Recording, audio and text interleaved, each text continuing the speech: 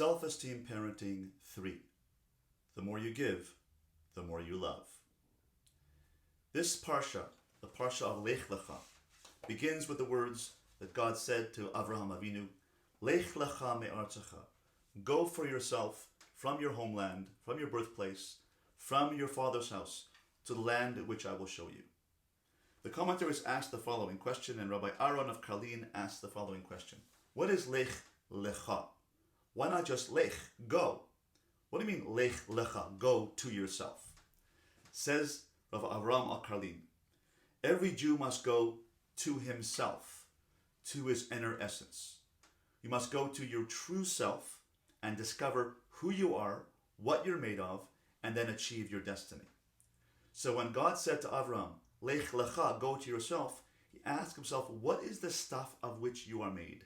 On your journey in life, as you embark upon your journey from Ur Kasdim to Canaan, to become the father of the Jewish people, what are you? What is the spiritual DNA of which you are made? What's the stuff of which you are made? Then the Medrash tells us the following. The Medrash in Breshis Rabbah 39:1 says the following. When Avram Avinu went on his journey and contemplated from the age of 3 to the age of 52, for 48 years he contemplated life. Before he went on his journey, he said the following. To what can Avram's search be compared? Searching for the source of life, for the purpose of life. To a person who traveled from place to place and saw a building on fire. Said the traveler, can it be this building is without an owner? The owner appeared to him and said, I am the owner of the building. So it was with Avram Avinu, who said, can it be that the universe is without an owner? God appeared to him and said, I am the master of the universe. The Alter of Slobodka, and I quote him in my book called Bring Out the Best, the Jewish Guide to Building Family Esteem. The Alter of Slobodka asks, didn't anybody else before Avram Avinu ask themselves, who is the owner of this universe?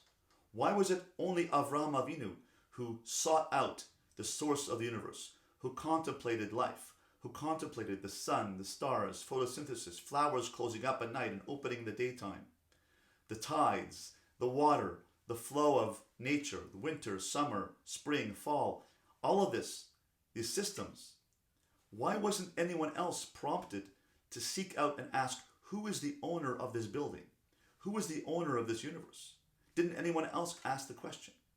And the answer is, when he looked inside himself and he saw all the benefits, all the bounty, all the wonders of the flowers and nature and mountains and air and water and food and all the beautiful views, and the sun and the moon and the warmth, Avram asked himself, this is such kindness. This is such chesed that whoever is doing this for me, I must recognize that this is a master of chesed, a master of giving. He recognized God through chesed. He saw the chesed, the kindness of God, by being a giver, all the benefits that Avram enjoyed in life, and therefore began to believe in God through chesed. And that's why Avram Avinu took on the attribute of chesed, of giving, because he saw God as giver. And he went to himself. He said, I am receiving. There must be someone who's giving. Must be some being who's giving this to me, because I didn't create all this. And therefore he contemplated. He delved deeply into himself, into the universe. Mi bsari echezeh Eloka. From his own self, he recognized that the chesed that he's receiving must be from a higher place. He didn't create it. He received it. And therefore he began a person who, on a journey toward Lech Lecha, to understand that chesed is his essence, and chesed is a recipient, must be that the one who gives the chesed is a Baal chesed, a master of chesed, and therefore he brought the attribute of chesed to the world. His emunah, says my Rebbe, Rav Moshe Shapiro Zatzal, his emunah was a Torah of chesed. His emunah in God was an emunah in chesed of Hashem. That's the depth of who Avram Avinu was. And therefore, when we contemplate the chesed that we can do for our children 24/7, not to see them as getting in our way. I have some clients who feel that their children are so bothersome that they have to babysit for them. In fact, that person is me. I'll tell you a story. A few years ago, my children were little, and my wife said, I've got to go out for an hour. Can you watch the kids, please? I said, sure, not a problem.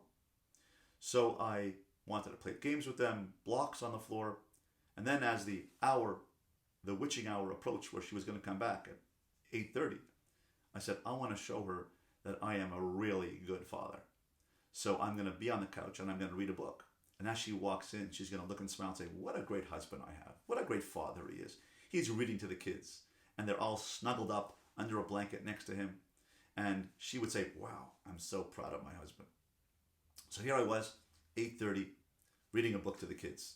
And I was checking my watch, checking the door, listening for her to come in. And I said to myself, not here.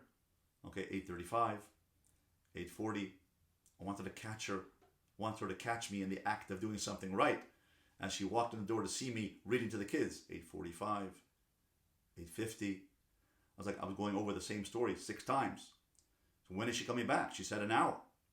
She came in at 9:05, an hour and 35 minutes. After she would have said an hour, she said an hour. It turned out to be an hour and 35 minutes.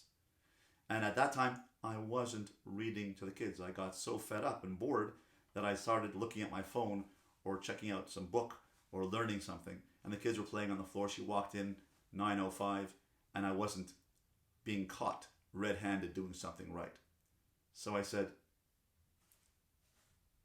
how was it? She said, great. I said, you told me an hour. You told me I was going to babysit for an hour. It's an hour and 35 minutes. She said, Israel, when you look after your children, it's not called babysitting. They're your children. You're not babysitting when you look after your kids. You're being a father. And I said, oh, you're right. I'm not here to impress.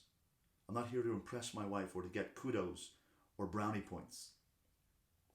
Taking care of your children is not babysitting. It's chesed. It's relating to them. It's connecting with them. It's being a machanech, a teacher. And therefore, if I look at my children and parenting as an opportunity to give chesed, to bond, to build them, to support them, to spend time with them, then I'll be like Avram Avinu, who saw God as a Baal Chesed, and I have to be a Baal Chesed. And chesed, kindness, begins at home with your own children.